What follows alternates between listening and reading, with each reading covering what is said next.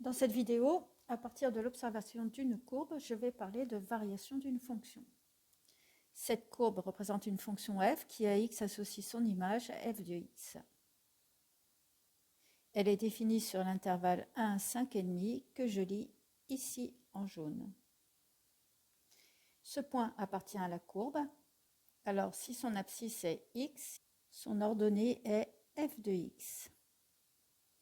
X ne peut appartenir qu'à l'ensemble de définitions de f. Autrement dit, il est compris tout le temps entre 1 et 5,5.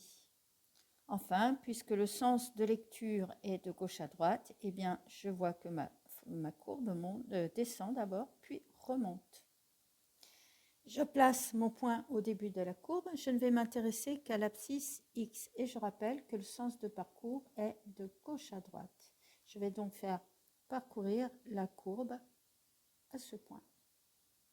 Et pendant le parcours du point, je vais observer x. Alors, pendant que le point descend puis remonte, x a avancé. Sauf que x est un nombre, donc il n'a pas avancé, mais il a augmenté. Alors maintenant, je vais faire l'inverse. Plutôt que de bouger ce point, je vais augmenter x dans son intervalle de définition. Je vois alors le point qui descend puis qui monte. Je vais recommencer, mais cette fois-ci, je vais m'intéresser à f de x. F de x descend puis remonte. F de x étant un nombre, je ne peux pas utiliser les mots descend et remonte. Je vais dire diminuer pour descendre, augmenter pour remonter. Ainsi, je vois que quand x augmente de 1 à 3, que se passe-t-il pour f de x? Il diminue. Eh bien, on dit alors que la fonction f, et attention, c'est la fonction, est décroissante sur l'intervalle considéré qui est celui qui va de 1 à 3, donc sur l'intervalle 1, 3. J'augmente maintenant x de 3 à 5,5.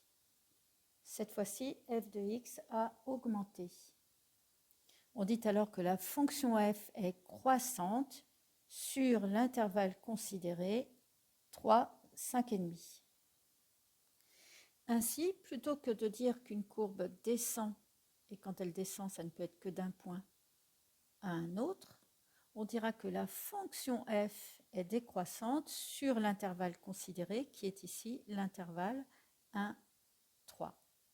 De même, plutôt que dire qu'une courbe monte d'un point à un autre, on dira que la fonction qu'elle représente est croissante sur l'intervalle considéré, qui est ici l'intervalle 3, 5,5.